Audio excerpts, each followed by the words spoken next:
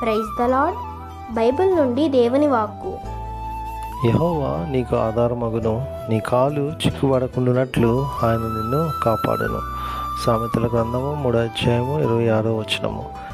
ఈరోజు దేవుడు తన యొక్క వాక్కు ద్వారా మన దేవుని మాట్లాడుతున్నారంటే, మనం ఎప్పుడైతే మనము దేవుని మనకి ఆధారంగా చేసుకొని మనం ఈ లోకంలో మనము జీవిస్తామో అప్పుడు ఆయన మన కాలు చిక్కుబడకున్నట్లు ఆయన మనల్ని కాపాడుతానని ఈరోజు తన యొక్క వాక్కు ద్వారా మనతో మాట్లాడుతున్నారు. ఈ లోకంలో మనం ఆయన ఆధారంగా చేసుకొని జీవిస్తున్నామా లేదా ఒకసారి మనల్ని మనం పరిశీలించుకోవాలి.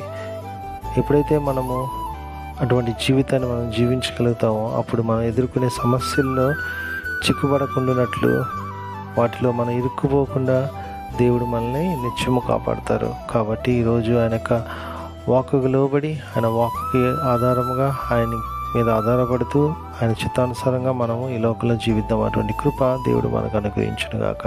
ఆమేన్.